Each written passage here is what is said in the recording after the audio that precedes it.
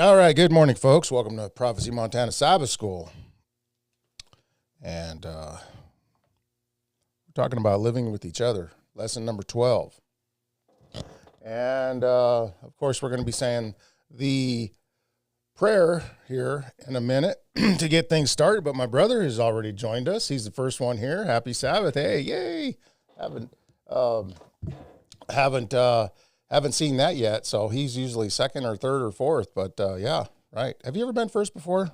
So anyways, I've never been first. I'm always last. But yeah, nice to have you here, brother. And waiting for my wife, kind of. We just got through eating breakfast, and another world-class breakfast. Reformation has joined us. Good morning, Reformation. Happy Sabbath.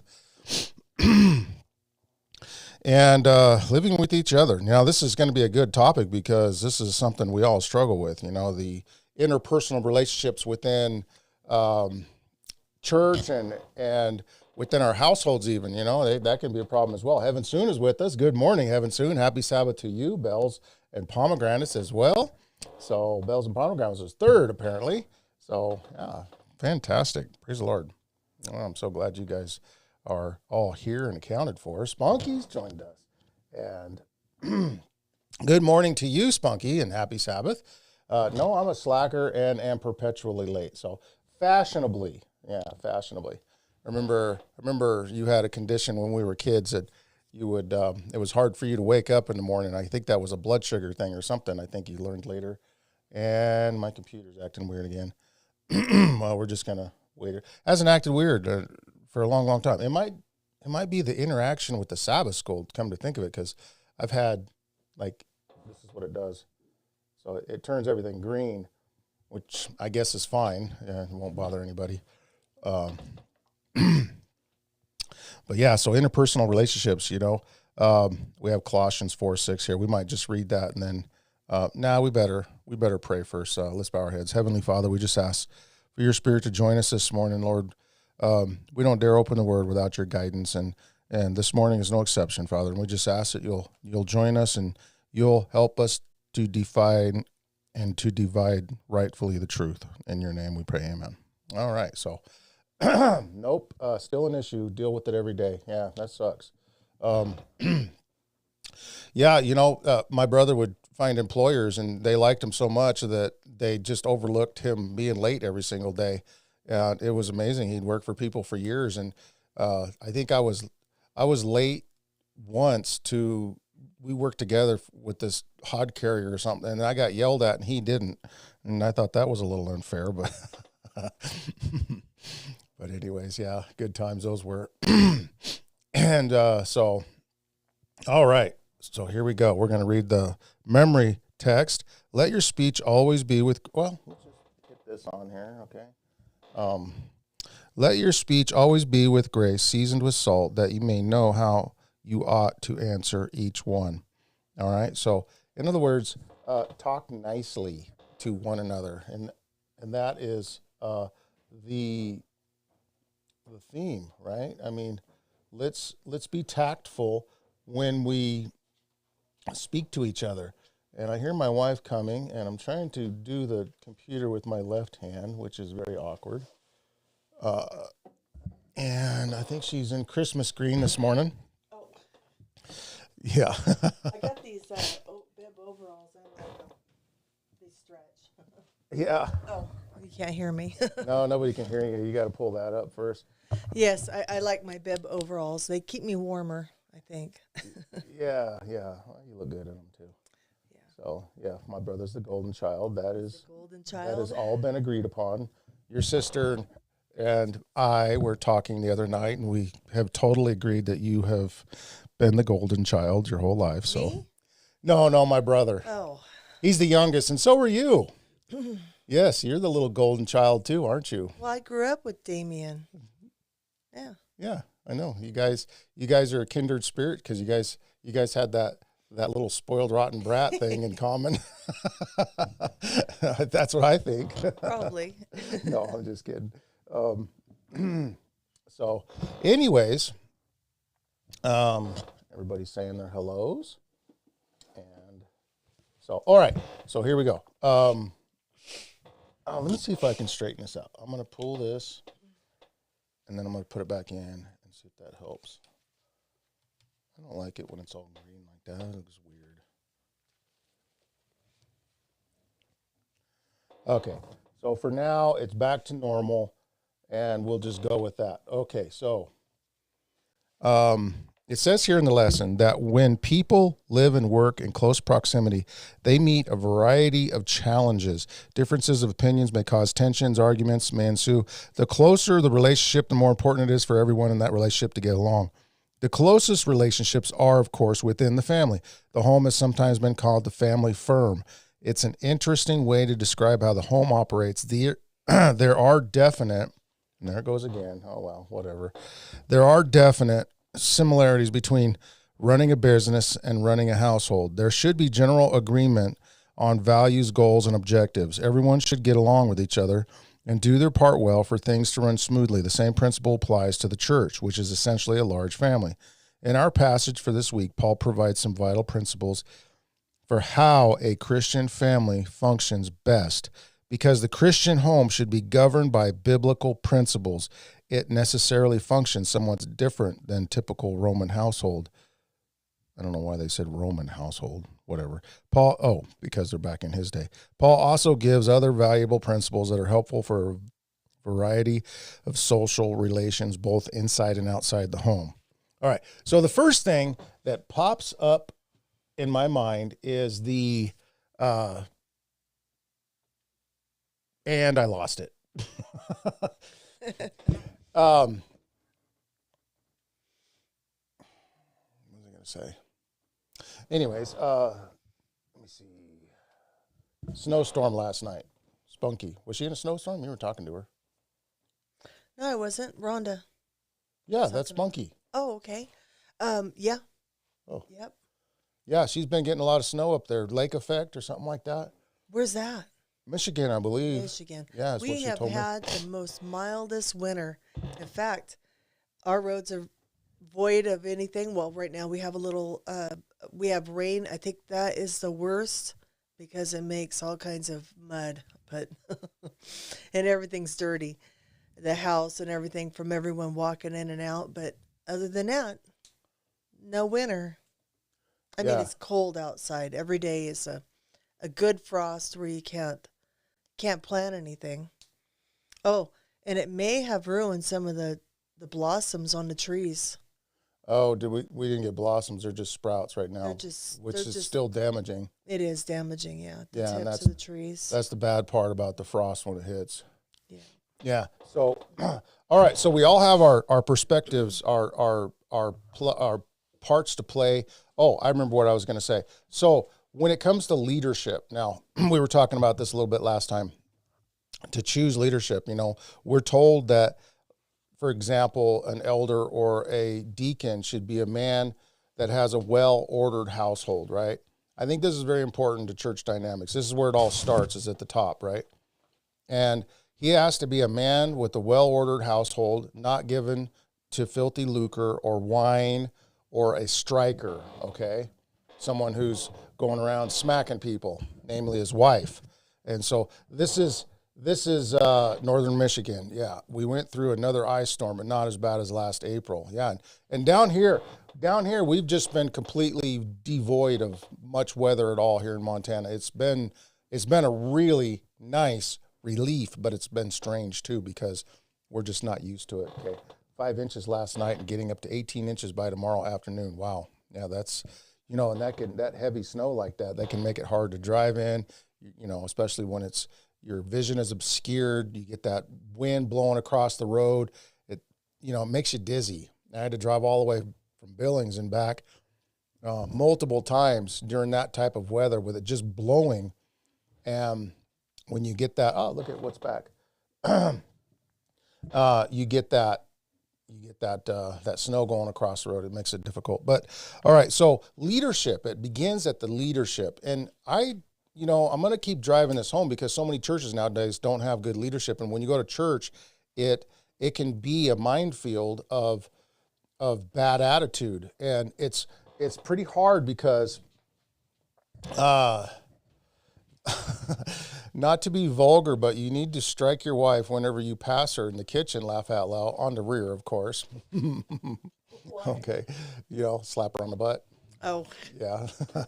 Well, I think that's a little different than what they were mentioning there, Damien. So did you see that one funny one? The guy was going to come slap his wife on the rump, and she stands up and he gets her, or no, she leans down and he gets her on the back of the head instead. And then of course he's running across the yard for his life. Heaven soon. It was usually warm here, 84 instead of 40s. Hard to get used to the cold again. Sorry. You had to. Yeah. It is. Yeah. When it warms up and then it gets cold again. I hate that. That's the worst. So Sunday, husbands and wives. Okay, this is good. Well, we just talked about this, so we should be fresh on the topic, right? All right, so several sets of instructions for Christians' homes are included in the New Testament. Okay, see Ephesians 5:21. Submitting yourselves one to another in the fear of God. Okay, wives, submit yourself unto your own husbands as unto the Lord. For the husband is the head of the wife, even as Christ is head of the church. And he is the Savior of the body. Therefore, as the church is subject unto Christ, so let the wives be to their own husbands in everything. Husbands, love your wives, even as Christ also loved the church and gave himself for it, that he might sanctify and cleanse it with the washing of water by the word. All right, so there's the principles. There's the ideal. And here's the thing. Wives will often say, I'll respect and obey my husband when he becomes a better man. The man is saying, I will love my wife when she is more respectful, right? You guys hear this all the time. That's not what it's saying to do here. Okay, so this is respect irregardless, love irregardless. And this is the Christian walk. This is why Christians have that road in front of them. That's not an easy road. We don't do it for reciprocation of the opposite party. We do it because we're commanded to do it. Does that make sense?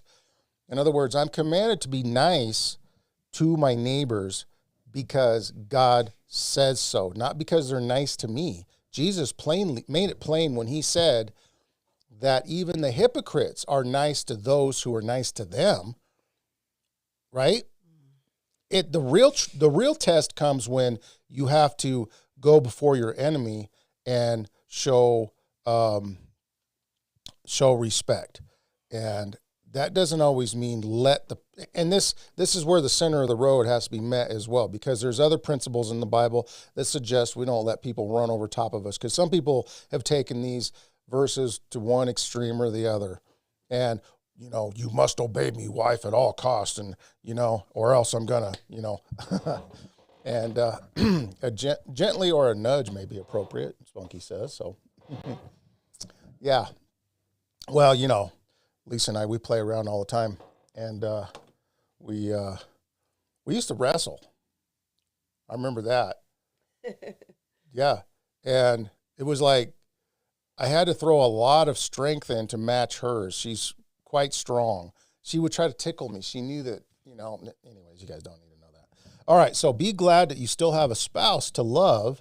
Not all of us are that blessed. Our spouses have passed from cancers or various other things. Well, oh man. And that's the one thing that Lisa and I fear the most. She's always saying to me, very seriously, don't die on me. I need you. We need each other. We're social creatures, and especially, we know couples personally who have lost one of the other spouse. And especially, we know a woman that her and him were married since high school. I mean, they didn't know anybody else ever. And they lived their whole lives together. And then he got in a terrible accident and he died. And I just remember how completely ruined she was for several years. And so it's very devastating. It's an unnatural thing. How people say death is a part of life. It's not. That's an oxymoron.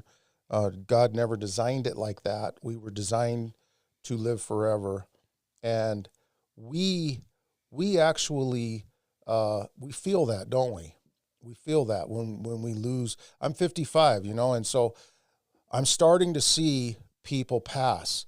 And it's it's a terrible thing. All the old timers, the good old boys, I mean, everybody's, got their people that they respect, and those people are growing old and they're passing, and I'm becoming the old guy now that the younger generation's looking up to.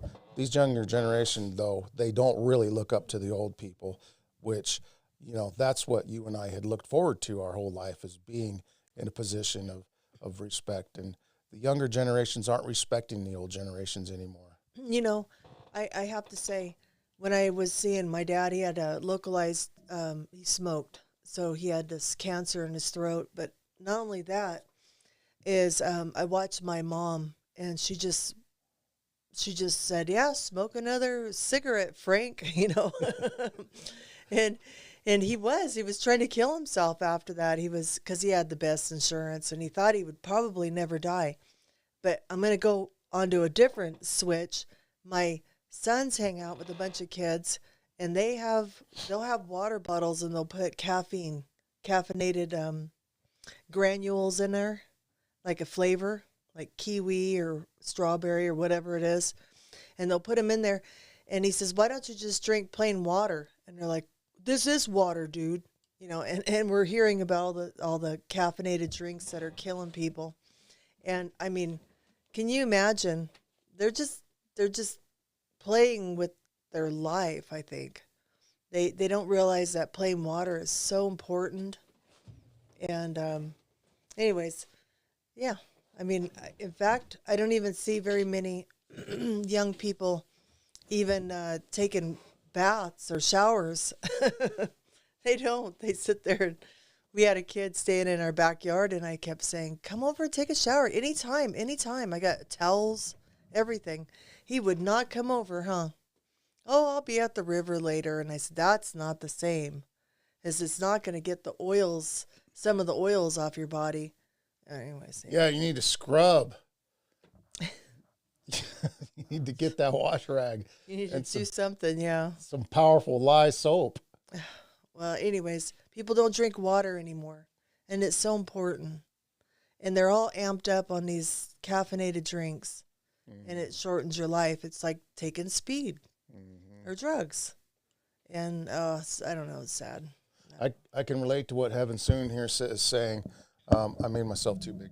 Darn it. My wife was bigger than me. I was trying to talk and keep talking while he was playing with the buttons over here. That's still too much, but whatever. I know. It's a little distracting when I'm moving around in the background. Now, I still don't see myself as an old lady, although I may be more gray hair than usual. Well, and that's it. Remember when we used to look at people in their 50s and 60s and think that they were ancient? And now we're that age, and we're not ancient. And I remember them saying that too. It's kind of a weird, turn of events. I mean, we all grow old. I'm literally trying to grow my hair. I have some gray in the tops of my head, and my sister was coloring her hair, but of course she works in front of people, so she has to look nice, and she's got her fingernails done and everything. She's in front of people, but I'm not, so I could grow my gray hair out, and it doesn't matter. So now it's probably about 5 inches, and then I chop my hair off so I can start growing it. I want to claim it. Well, you put highlights in there to make the transition, which I think was a cool idea. Yeah, but no more of that. Yeah. But yeah. Anyways, I'm embracing it. I'm like, yeah, let it grow, let it grow. So yeah, grow old gracefully. Yeah, the hoary head is how's the Bible say that?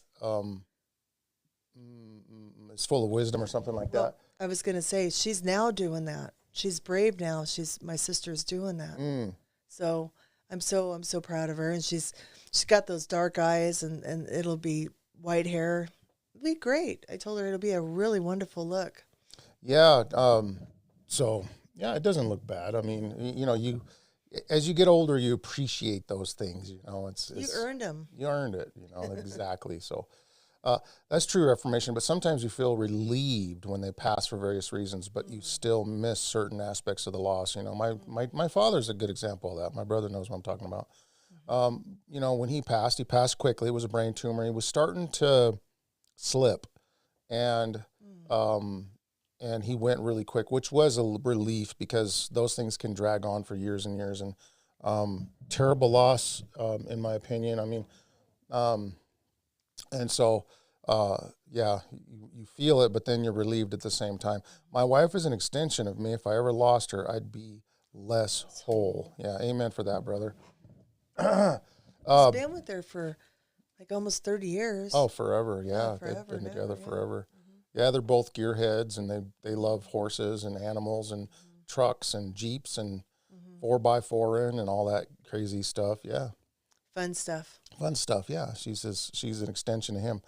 So, Spunky, when they pass early rather than later in life, you don't feel older, but you are treated different, not invited over because it's just you, not a couple. You know, there's something to that. You know, now Lisa and I have gotten a lot of jobs and a lot of other people wouldn't ordinarily get. Well, in California, we did the handyman thing, and our company was called His and Hers, H&H Home Repair, and people were very comfortable with the idea of bringing in a couple, and To fix their homes. yes, to fix their homes. Yes, of course. And so it helped us to get a lot of jobs. Some people didn't take us serious, but the people who hired us really loved us, and We actually got on with the police department, and probably about 15 different police people in the police department. There was like a, I'm trying to think, where were they? Detention people. oh yeah, they and, were parole officers. Yeah, They trusted us. They said, "Do you mind if we get your middle initial, and I want to, check you out?" yeah, they did a background check So on us. I And, said, "Yeah, sure. This is what it takes." Yeah, and I gave them all of our information, and they said, "Okay, because we're going to have our kids coming home, and we don't want anyone to hurt them," and we were really trusted and loved. I yeah, mean, we were, and we were passed around in that community, and yeah, their kids would come. I mean, there was nothing they didn't trust us with. You know, money on the nightstand. You know, Yeah. it was just but diamond rings everywhere. yeah, and of course, we never violated that trust, and it worked good. And that's what made me really mad is because when I did a class over in to be a CNA, there was a little bit of phlebotomy and a little bit of pretty much everything. It was a big course in California. Then I moved to Montana, and I was like my own contractor. I had my own numbers, I was stood on my own, so I could go into anyone's home and work. And then I got my home health aid, which is dealing with people at home. And a lot of these people felt threatened. And when I ended up taking care of people, there was a incident where there was a ring that was missing, and the coordinator at Homestead in Bozeman said, "You know what you did. I'm letting you go." And I said, "What?" And she says, "You were in that house. There's a ring missing." And I said, No, I didn't take her a bath or anything." And I didn't do anything but put her glasses on and her teeth in and her hearing aids and her, got her dressed. Other than that, I had to keep going to the different houses. You're in a hurry. You get like 5 or 6 different residences that you go to. Anyways, what happened was they found this ring on a bar of soap, and the bar of soap was turned upside down. And I had not clearly stole it. I didn't take it because it was there. But they had already let me go. They'd already judged me, trialed me, fired me, and told me to hit the road. When I came back in 2 weeks later to get my check, I said, "Did you guys ever find that ring?" I wasn't mad. I just looked at him. I'd already had another job lined up. And that one, the main woman that fired me was tight-lipped and very mad looking. And the secretary turned around in her chair and she says, "Oh, yeah, they found it on a bar of soap." And I looked at that woman and I says, "You better not say anything bad about me because I earned my CNA. And I've watched a lot of people pass away, and I've helped a lot of people. Don't take that away from me." And she just she just clammed up, and she gave me my check. But I moved on. But I tell you, just to be threatened and fired, it just makes you have that real low feeling, She didn't want to repent, and that's the difference. She didn't. She was tight-lipped. She knew what had happened. She should have said, "We found it. In the future, if you want to work for us, But she didn't. She was tight-lipped. She stuck by her guns. Yeah. So. Yeah, and that's the thing. When you make a mistake, everybody makes mistakes. Right? Mm-hmm. So, but when you make a mistake, that's where repentance and apologies come in. And we were talking about that last night. And that's part of interpersonal relationships and how things work as well. Yeah. But, and in the workplace is no different. The workplace or at church or wherever you're at, it's the same. Yeah. We're going to go to Colossians here. It says, wives, submit yourselves unto your own husbands as it is fit to the Lord. Okay, we've already covered Sunday. So let's go to Monday. Parents and children, okay? Here's a good one, right? Children have a vital role as part of the family firm.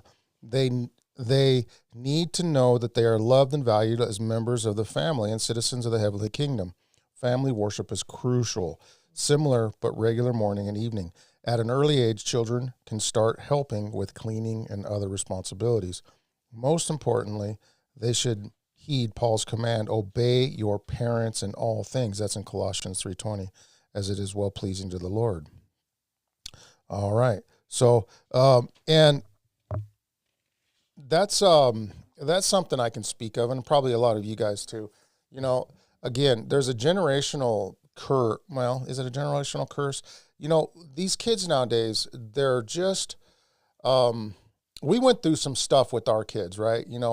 And you guys know a little bit about it. And it seems like it's generational, because I thought only our kids struggled with it. But as we get older, we're seeing that a lot of kids that were that age went through the exact same problems. And I don't know if it's like a brainwashing thing. I mean, when they were kids, when they were very young, we stuck them in front of SpongeBob and all those cartoons, and before we were going to the church, And I wonder if that had like an effect on their minds, because the way that that they put that information into the kids' heads, the music obviously is a big one, right? The culture around them. I mean, you pretty much got to like shield them from the world almost. But if you do that too much, then they don't have a good sense of the world. But then I look at the Amish, which are shielded from the world, and the Amish seem to have a deep respect for their parents. They grow up a lot differently. The Chinese. There was the Japanese. Oh, yeah, right. Yeah, they honor their parents. Yeah. Take good care of them. They don't put them in homes.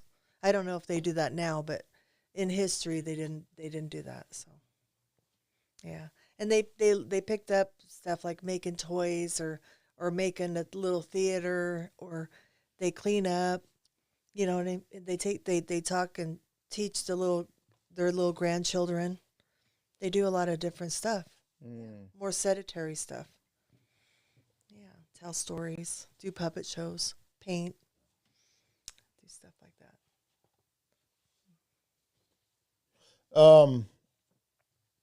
So Monique has just joined us. Hi, Monique. Yes, we're on Monday there.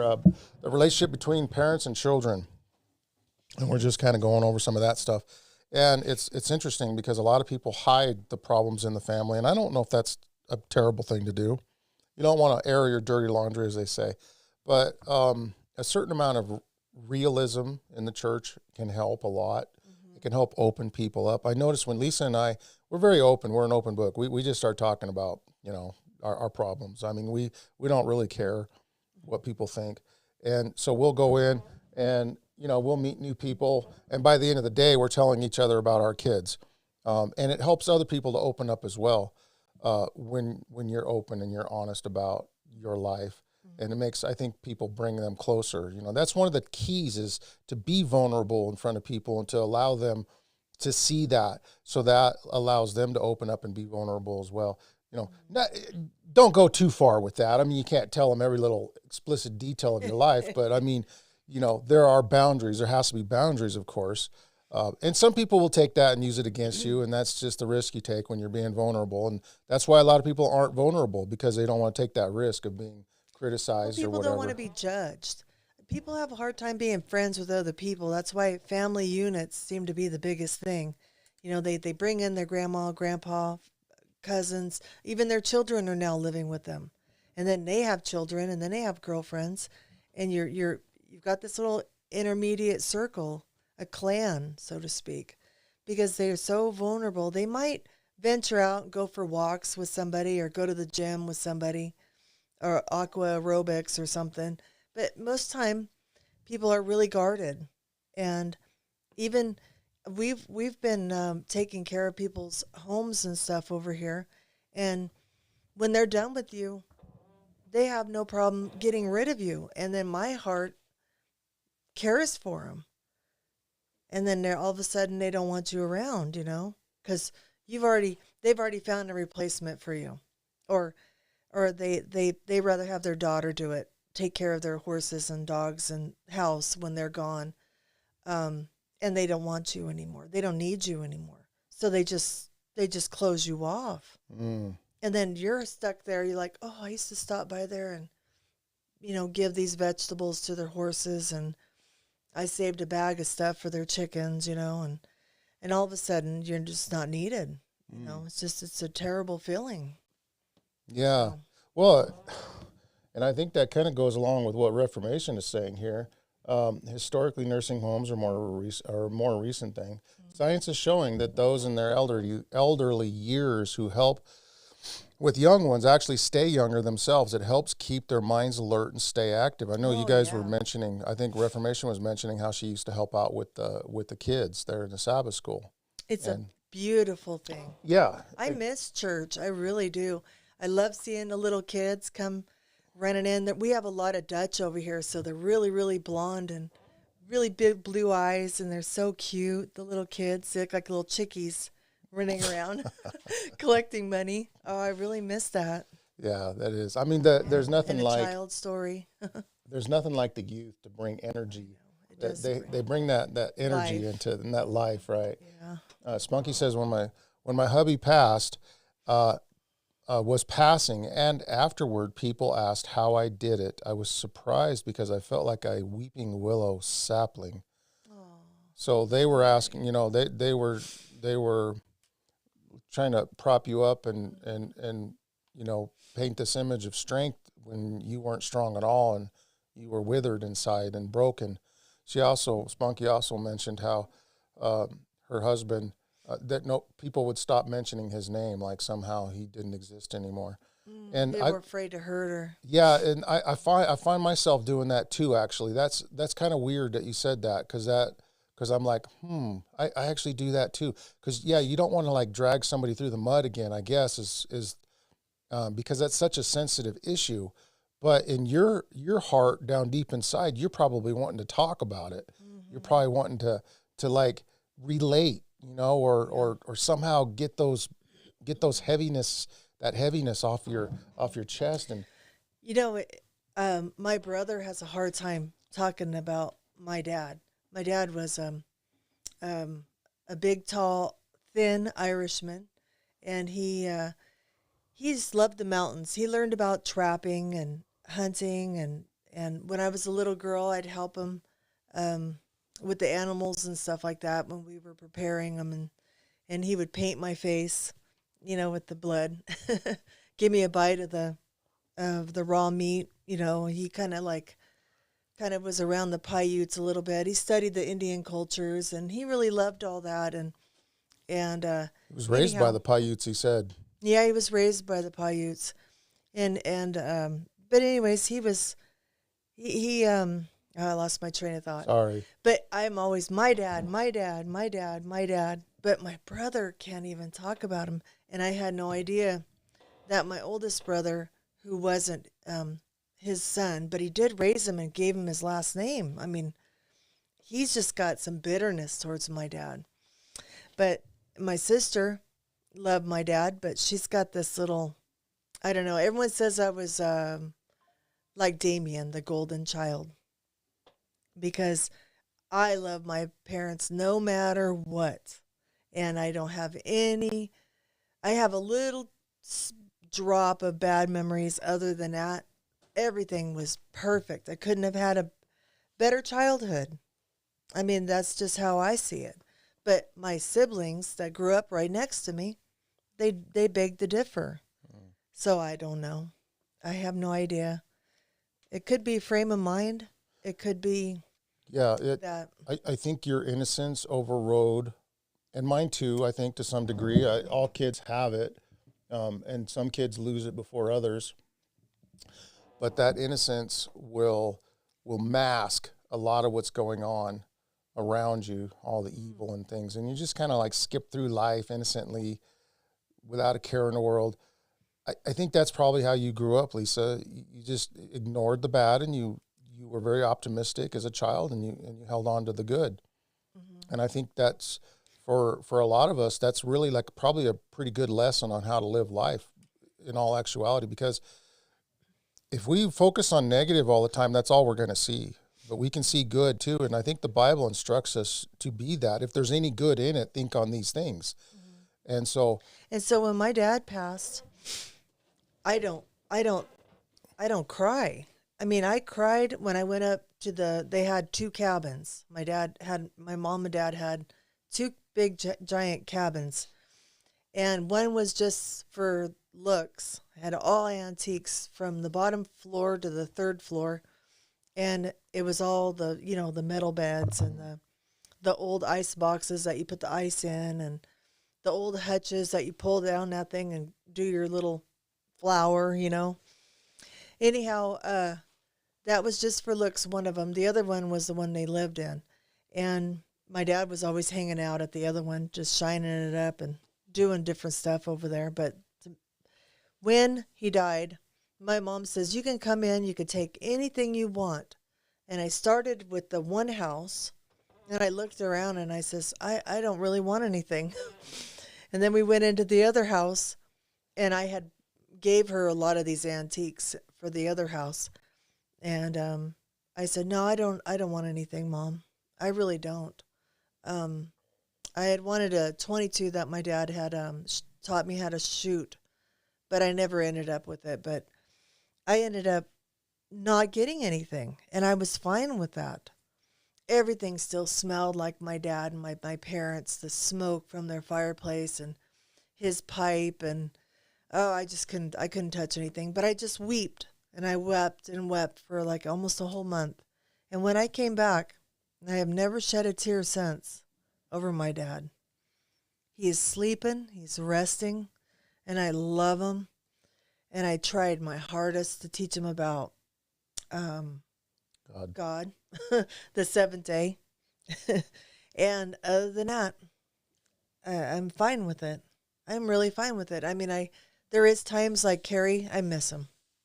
I miss him. I miss him because whenever I'd have any problems, I can go up there and he's so quiet. And then he would start a project like doing the deck, making the deck, building a deck, and I would just go out there and start helping him.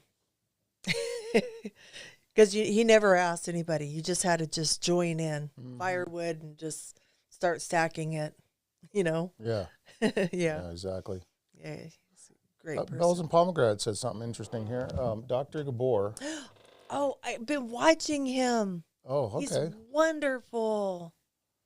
So that's the one you've been telling me about. Yes, he was up here in Billings, and I wanted to go see him.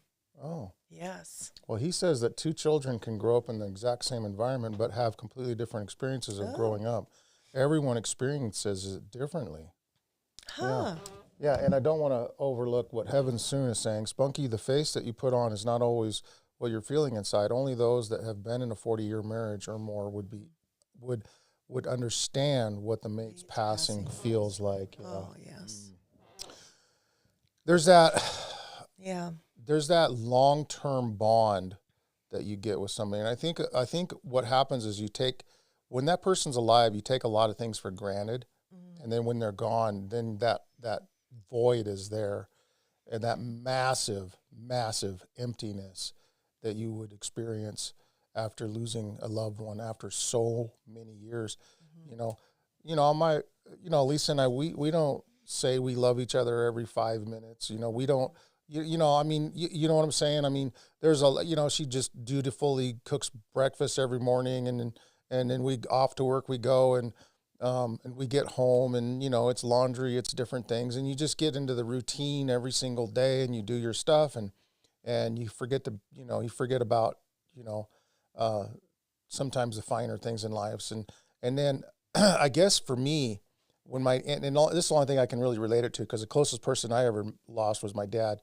But to me, it was the minute he passed, and not 5 minutes after, I had questions. And I thought to myself, why didn't I ask those questions before?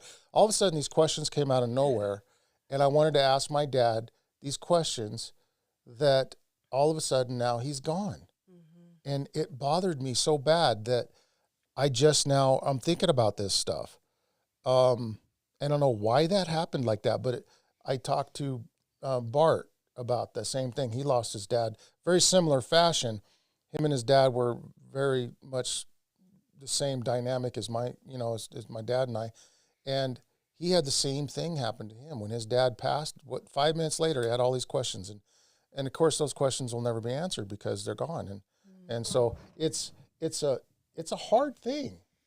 It's and it's hard for the living to deal with other people that have lost, because we don't have much experience in it, to be honest. And that person who's hurting needs interaction, like human interaction, and we tend to just distance ourselves from them because it's uncomfortable, right? It's uncomfortable to be around someone who's grieving. And so we just don't go around that. And that's a terrible tragedy. It really is. We need to do better as a people. We really do.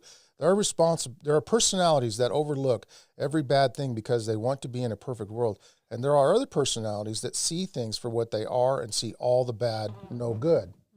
Okay. So for children that were raised Christian, sometimes they see the human aspect and choose to look at God instead. Although they lived in a totally bad environment, they only see God and aim to please. Yes. And you are a lucky girl, Lisa. So let's go to back to the lesson here. And we're going to go hopefully to Tuesday here. Work relations, okay? So people sometimes bring up slavery as well to relegate some of the Bible's counsels to the past, if not to discredit Scripture entirely. I see this all over the internet. I don't know where slavery came up out of nowhere, but people are like, God allowed this, and they showed a blowtorch lynching in the South. It was he capped the different tribes captivated each other, but they eventually integrated in. Well, no, they weren't like beaten and hurt like that. Well, and yeah, but see here, but what I'm talking about is this rage bait that's put online, and the question is always, how could God, a loving God, allow this to happen? And they show some horrific scene. Oh, and it really bothers me when people do that. It's almost like your mother told you not to touch the hot stove. You went up and touched the hot stove, and now you're screaming your head off. You burnt your hand. Mom, how could you have allowed me to do this? Mm-hmm. That's what that reminds me of. It's a rebellion, isn't it? In and of itself, that's a rebellion. Now, slavery was constructed by man. God made a way out of slavery through the Jubilee. But at the same time, he didn't want to violate someone's, I'm going to use the word, guys, possession. Because we look at world through modern eyes and through modern thinking. There was a quote online somebody put about Ellen White saying that we should disregard the law in such cases, speaking of slavery, because I guess there was an incident where a slave escaped and a Christian family harbored him, keeping him from being discovered. And her comment to that was, they did well, because no man should fall under the rulership of another. Now, when she said that, that might have been personal opinion. A lot of people put Bible verses up there to say that she was biblically incorrect, because the Bible says if you find another man's slave, to return the slave. Yeah. Right? And so they're saying, well, okay, she definitely wasn't a prophet. No, she was a human with real feelings. And at the time, the Civil War was raging, and that all of that was going on at the time, and she was, as a human, trying to find the moral right ground. Which is every person is meaningful. Every person is meaningful. And they all deserve that chance to learn about God and go to heaven. Yeah. Yeah. Yes, Thomas, hopefully one day I can ask. Well, and I'm pretty sure my dad will be there. We don't know. But I think he will. Yeah, I do too. He loved the Lord, and and so hopefully soon, and that's the hope we all have in us, right? We're all going to that reuniting. That's going to be a glorious day.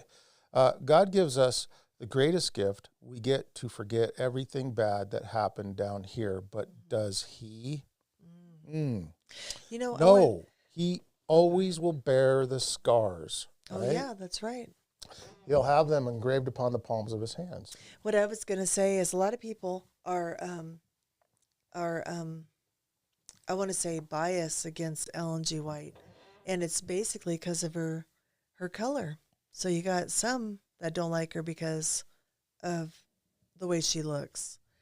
Others is they feel like she's contradicted herself, and other people just say, "Well, I ain't going to follow that woman because they are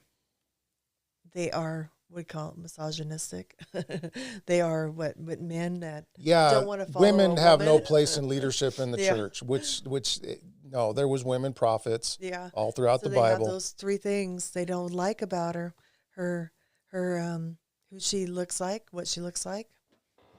They say she contradicts herself, and then of course men don't want to follow a woman, even though her books never talk about herself. They only talk like I'm gonna be watching The Keepers of the Flame when I get off the podcast.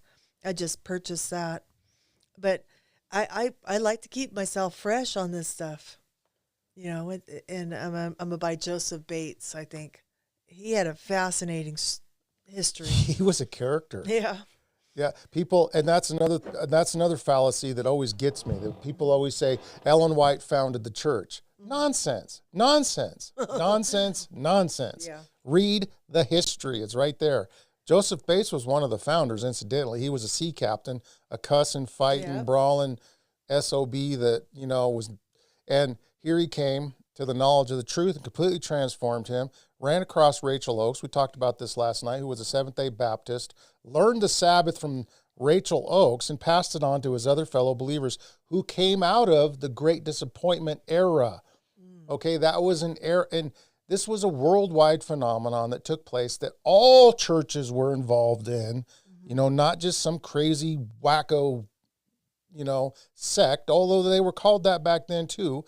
Adventists were their names because they were looking for the advent of Jesus. The word Seventh-day Adventist came around in the 1860s when it was formally organized. But the 1844 was when the Great Disappointment took place. Ellen White was part of that. She went through it. She was actually there, raised as a prophet by God during the formation of the church, and they all hated her. Every single the ones who began the church were very leery of her, and she showed miracles that were unrefutable to them at the time, where they had to accept that these were supernatural, and they had to do something with it.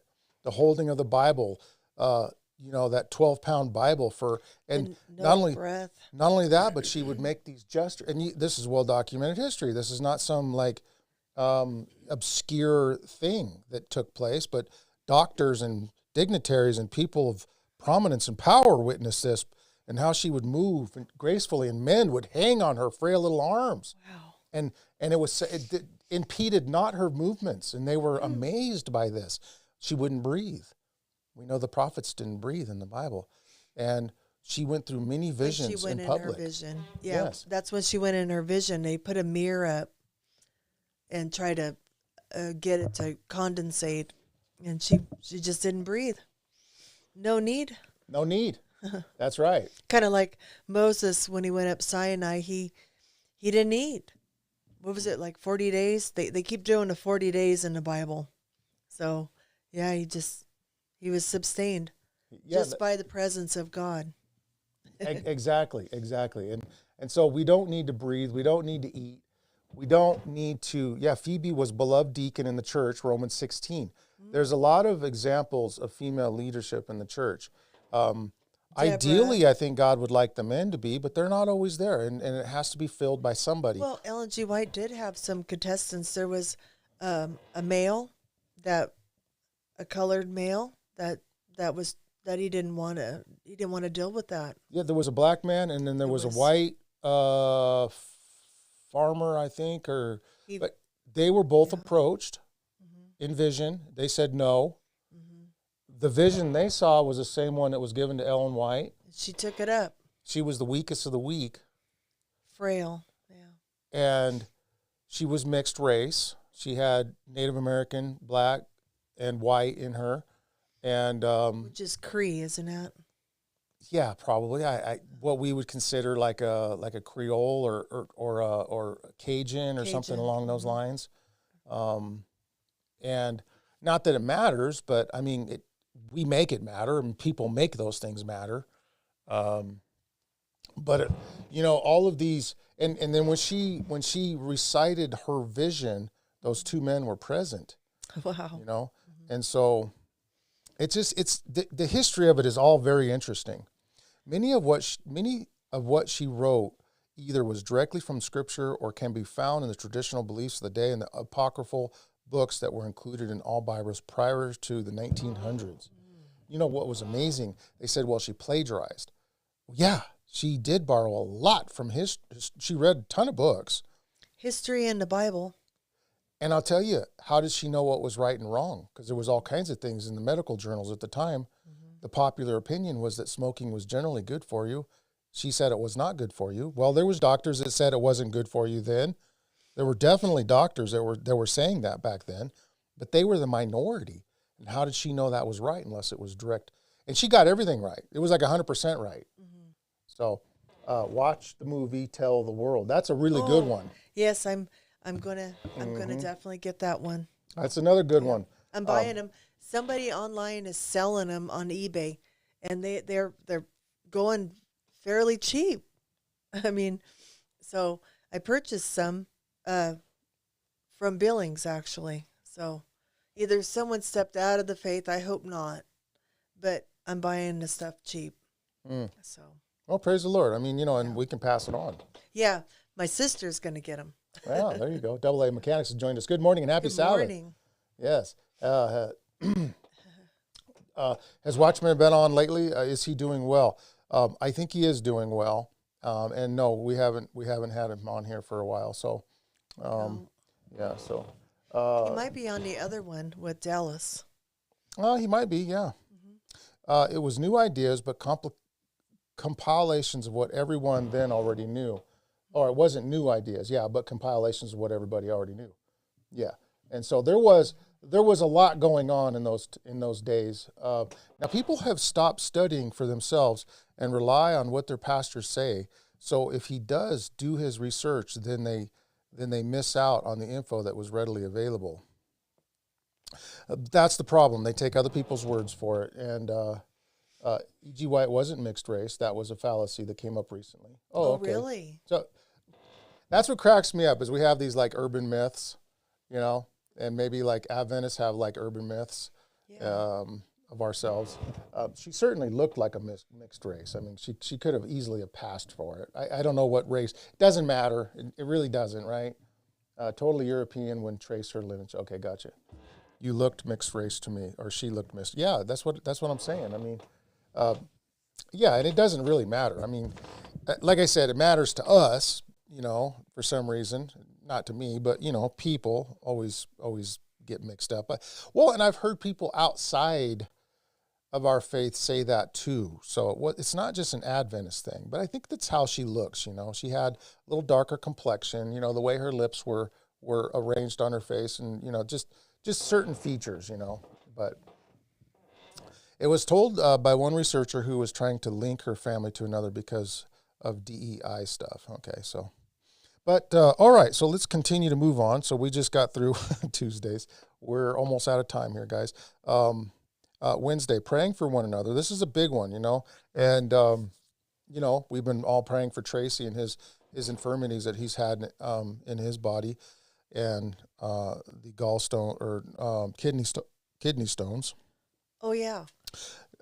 Lisa was going to read something out of her medical book, but has Tracy even come on this morning? I don't think I've seen him.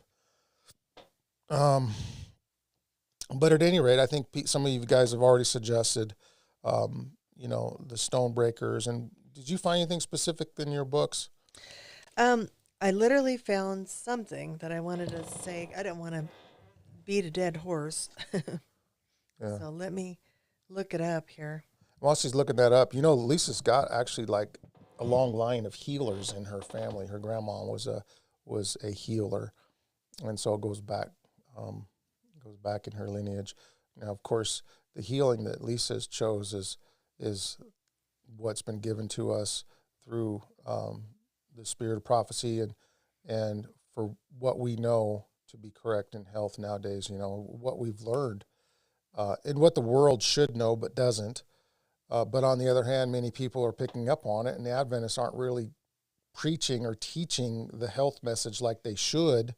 And now many other people are coming out with it, and namely like a lot of the hippie movement and left-wing political statement type stuff, and it's unfortunate because we should be leading that rally cry.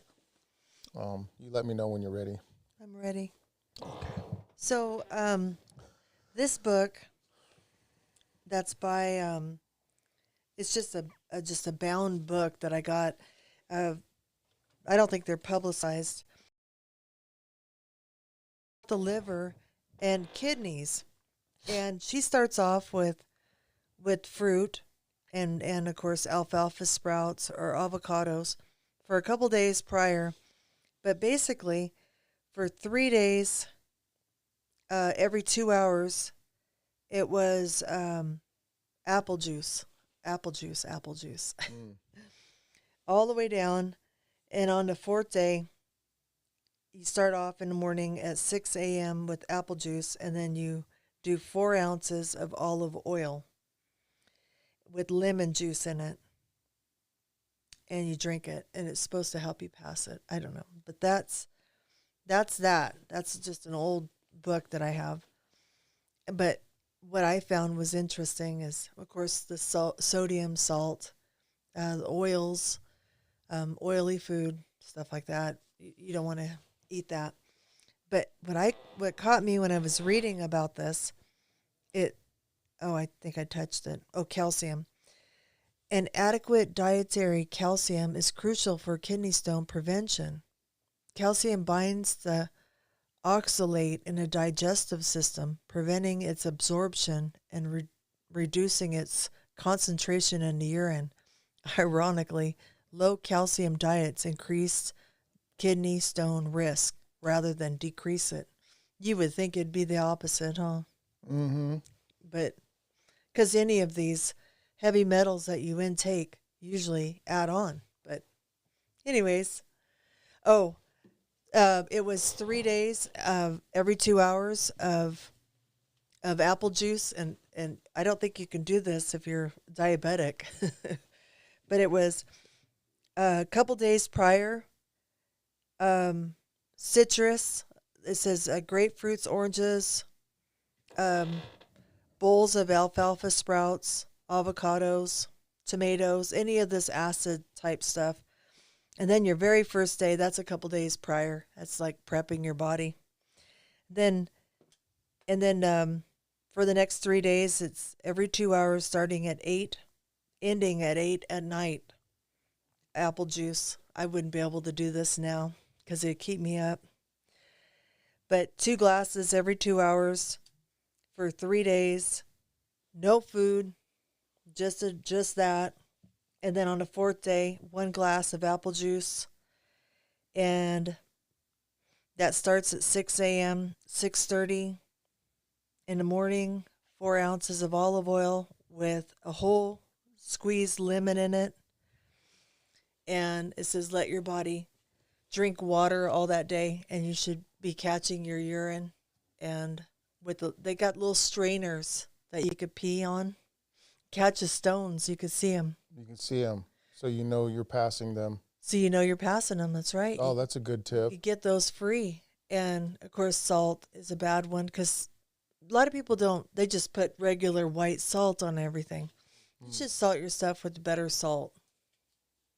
But anyways, trying to think of the name of it. I was going to bring it down, but I couldn't find it. I have so many herbs and spices from all around the world. But this one is that breaks up the stones. No, it's called the Stone Breaker, and I bought it off eBay. yeah, I think Heaven Sooner Reformation mentioned that. Yeah, they did. They said you could get it from this certain place, but you could get it off eBay too. So yeah. Okay. And I just think drinking water. That's it. So your brother's got to bounce. Okay, brother. Thank you so much. Yeah. Thanks for hanging in there, and God bless you, Damien. And we'll talk soon on the phone. I'll crank call you. So, but yeah, you have a nice day. Tell the wifey hi. I always like it when he calls and I pretend to be Carrie. I go, hello. What do you want? He somehow knows it's me. Yeah, exactly. So, Celtic salt, question mark. Celtic salt, yeah. There you go. Happy Sabbath, Redneck. May you be blessed. Take care, Damien, Monique says. And we are all people. We are all gods. We are all gods. Our skin tone doesn't affect our chance of salvation. I don't care if in heaven we're all little green men as long. Okay, so here's a good time. Okay, you guys, here's a little extra. I know some of you guys probably got to go. We're past our hour. But, but check this out. I was thinking about this. Now, prior to the flood, okay, we basically have 3 main races right now. We have Afro, we have Caucasian, which actually Caucasian isn't really accurate because the Caucasians came from Caucasus, and I'm not from Caucasus, okay? And another thing, none of us are white. Let me demonstrate. Kent Hovind, do I look white? This is white, right? Okay, so you can see the tones better in my face when I hold it up, I got like a reddish hue. My wife says I'm pink and flaky, so, but,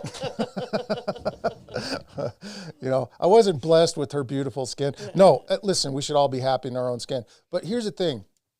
How many colors were there before the flood? Probably 1. No, absolutely not. Oh. There's no way. Oh, no, that's right. I was going to say Adam and Eve. Wouldn't there be 1? Yeah. And so here's the thing. No, I don't think Liza was offended at all. Heaven soon. No. My family are part European, original Native American, part African, and I work with an anthropologist who has done extensive research of the truth. So, no,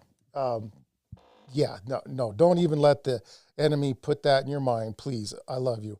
So no, and we know Liza, and she's not going to even listen. We don't go there, but we're all adults. We can talk about this stuff freely because we ain't got that. Like, we're not biased. We don't have any airs of superiority here. None of that stuff. And so, but can you imagine the really cool? Let's go grab that one there. Can you imagine the really cool colors that existed prior to the flood? They might have been blue. They might have been purple. They might have been green. We know there's blue people in Appalachia, but they said that's a genetic, literally blue, like cobalt blue people that lived in Appalachia. I already read that, remember? Yeah, they had and then too closely related. Yeah. But there was something there. But that was a like a gene that came out. like a recessive gene that somehow, I don't know how it all works, but I know God has created some really fantastic looking individuals. And these are, races today are a result of genetic bottlenecking and migration patterns. Yeah. And, and we're all just an expression of God's image, right?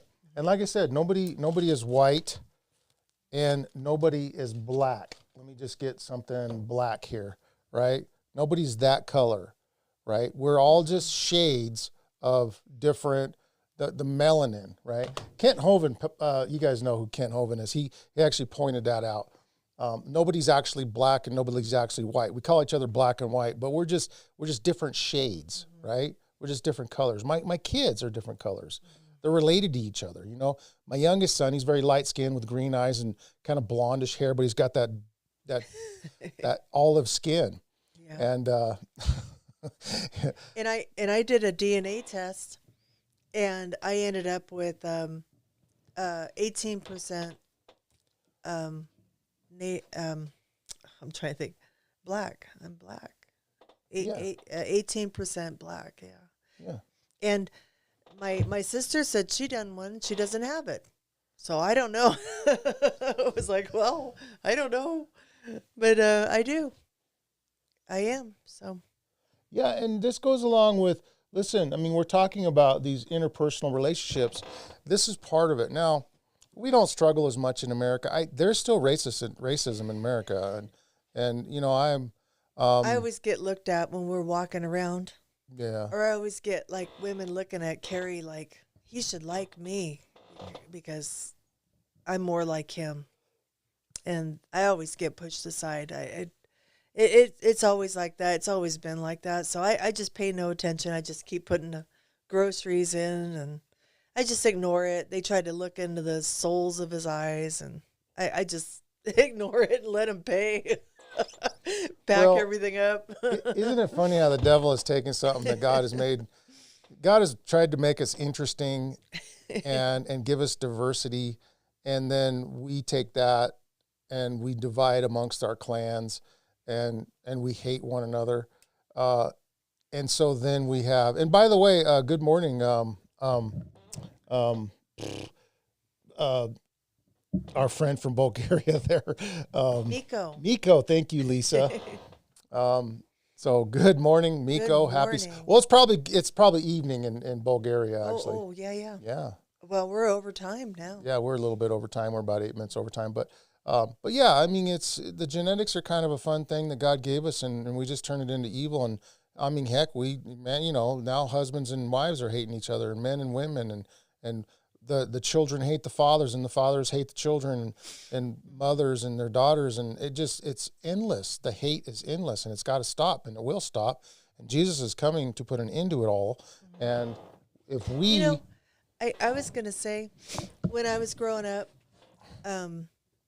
we were the darkest family in the town, of like a couple thousand, and we never knew that we were any different than anyone else. I mean, we could see it ourselves, but we were never treated bad. We were very loved. We never had that. And through my dad's blue eyes, I was his little baby girl, and he loved us. So I just never had that. And your mom, her eyes were black. Yeah, so my mom had coal black hair and black eyes and dark eyes, really dark eyes. Mm-hmm. And I don't know how she was treated, but as for us kids, we grew up, we didn't have to worry about it. I think your dad said it was harder on your mom and dad than it was on us ever, because they were much more contrast between the two. Your dad's a little lighter than me. Yeah. Your mom's much darker than you. Mm-hmm. And then they grew up in the 60s, in the 50s. And so there was a lot more of that going on back then. So it was tougher for them. So you are close to white. I'm about as close as they'll get. I won't pull my pant leg up because you might have to put your sunglasses on first. Gary literally has a tan on his face because of all the freckles. You should see his legs. Yeah, they're pretty stunning. Yeah. I mean, he was out in the sun for 5 minutes, and he was almost needing to go to the hospital. I did. I did. And, Yeah. and here's the thing that everybody's like, you know, they're like, oh, what was it? Tracy's on. Give him your recipe. Oh, yeah, Oh, yeah, yeah. yeah, yeah. Okay. Okay, So so switch topics. Switch topics. I'm going to find it really quick. I have it bookmarked. So this was for Tracy. This was for liver and kidneys stones. Prep your body for a couple days, eating like acidic things like grapefruits or oranges. It also says alfalfa sprouts. This is 2 days prior, and no food, just this. And then from 8, 10, 12, 2, so every 2 hours you drink 8 ounces of apple juice. And you do this 2 glasses every 2 hours until 8. So it starts at 8 a.m., ends at 8 p.m. And then no food should be taken. It goes to the 4th day. You do that for 3 days. 4th day, you wake up at 6 a.m., you drink apple juice. We drank warm apple juice. And then at 6:30, you drink 4 ounces of olive oil with lemon juice, a full big giant lemon squeezed. And then you just drink water, lots of water. And you could catch your stones, which is really cool. She was a kind of a nurse, Vicky was, and she gave us these little strainers, and we were peeing through the strainers, and we were catching stones. And that's what we all did. And then we also did a cleanse a little while after that with sea salt to clear our body out. But anyways, it was. And then I read something about calcium. A good intake of calcium is actually works the opposite. It helps bind the oxalate in your body, and it takes it out. It puts it in a good way, and you're able to get rid of the extra calcium calcium. without it creating those little balls. Yeah, without it creating those stones. Which who would know the intake of calcium would prevent that? Huh. I would think the other way around. But anyways, I hope you feel better, Tracy. And, yeah, we're still praying. I prayed for you this yes. morning. Yeah, you got a whole bunch of people here too Yeah. that love you Very and painful. want to see you get better on that. So And he knows all For the sure. rest to do, I'm sure, the moderate exercise. I wouldn't do any running like it says. I was reading online, it says go for a jog. You don't want to go for a jog. You just want to get in your living room and move around, but you don't want to do all that other stuff. It's too painful. yeah, Spunky has asked if we can put the recipe in the link at the end. So Oh, sure. yes, let's I'll take a few minutes and I'll do that after the live, okay? And then you guys can grab that. If you drink too much olive oil, that isn't the actual good quality, fresh pressed squeeze, you can actually cause more problems. Oh, okay. Yeah, you really want the extra virgin, the really expeller pressed at that, because they have a chemical process that extracts the oil as well. But you want the old pressed olive oil, the first pressing, I think. I watched them do it online. It's kind of fun to watch. But anyways, yeah, thank you, Tracy, and yeah. Well, listen, we're just hoping you're feeling better. So, all right, guys. So yes, we're gonna put that in the description, and we will see you guys this Wednesday, Lord willing, 7:00 Mountain Time in the PM. So That's if the servers are still up. Aren't they trying to bomb? they're trying to bomb California right now. So, yeah. Who knows what's going to happen from day to day anymore, huh? Yeah, okay, Southeast Europe, we have ethnicism. Every ethnic group has war against each other. Wow. Yeah, it's a lot worse in other parts of the world than it is here in America. And of course, as Christians, as lovers of Jesus, we have set aside this foolishness of the world, and we have uh, uh, dedicated ourselves to the service of God, and in that we recognize other people as equally as valuable to God as ourselves. And the kind that pastors use to anoint you with oil is usually found at specialty shops for Italian cuisines. I would have to do some research. I simply avoid all oils and milk products. Yeah, that's probably best. You know, that's how kind of Dr. McDougall would do it too. I don't know if you guys are probably familiar with him. I met him in real life years ago. Nice guy. A little conceited, though, I must admit. So that's what Jesus predicted as a sign of the end. Praise God, he's coming soon. Yeah. Yep. So I'm trying to get out of the city. Pray for me. Yes, Liza, anything we can help you with as well. Yes. Let us know. So stay in touch, and if there's anything that, you know, property that you're looking at that, you know, you want to pass by me, I can give you some good pointers, because I've pretty much... If it's in this state, we can pretty much look at it and film it for you. Yeah. If you find something in Montana, we can act. And here's something too, and I might do I haven't done a part 3 on the Country Living series, but I should. But here's something you might want to think about too, is getting the in-between step. What I mean by that is buying an investment property to do that, to make a little bit more money to get to the next level, if that makes sense. So, you can contact me, Liza, anytime. Anybody you got can my phone number. Montana. Anybody can, if anybody's interested. We travel all around. Mm-hmm. We go all over the place. We were just checking out some property on 9 Mile. It's a little too rugged for us. We're a little too old for that, but the price was right. I mean, it was pretty cheap. It was very affordable. It was a little bit too rowdy for us. Right on this forever river coming down. I mean, it was beautiful. It was Montana picturesque, but not too much for us. Yeah, we're talking grizzly bears and mosquitoes galore. Walking in. But no, there's some really nice places out here that are still affordable, but do contact us, and we can look at those places and walk the properties if you need. And, I don't know where you're looking. She might be looking in Florida. We're gonna save up and do a trip to Kentucky. Yeah, we're still looking at Kentucky, and the price is right, and the land is big, and you could buy, 20, 30, 40, 50, 60 acres for hardly anything. And most of them has water on it. So we're going to go check it out.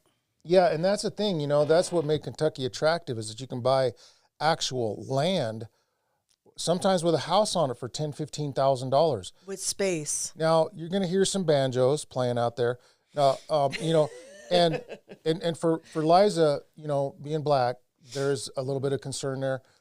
But what I've learned about Kentucky so far, and my wife too, is that they seem to not be quite as racist as some of the other southern places. Mm-hmm. And so there's a good possibility for something maybe over there. I don't know. There's also a lot of medical facilities, different things like that. So I know you work in the medical field. Anyways, we'll talk about that some other time. All right, folks, God bless you. Have a great, happy Sabbath, and we love you guys all. And it's such a blessing for us to come on here and just, just to be able to they honor us. Yeah. We love them as sisters and brothers in Christ. That's right. And to have this fellowship, that was the word I was looking for. To have this fellowship and to be able to just, talk these things through is really fun. So, all right, folks. Well, let me see here. Let's grab these last couple ones. I always love the last ones. I'm not sure which is worse, the bears or the mosquitoes. Laugh out loud. At the bears are to be enough usually see or hear coming. Well, they're actually pretty quiet, believe it or not. Houseboat for Kentucky. They'll hear you smacking yourself. The mosquitoes. He'll be too weak to run. Yeah, they work in concert. See, the mosquitoes get you to slapping yourself. That gives the homing signal for the grizzly bear to come in. They smell blood. Yeah, and then of course, you know, you got the pepper spray, which makes you taste better. It seasons you. Seasons you up. Nice spicy Mexican food. So, all right, folks, we'll see you guys shortly.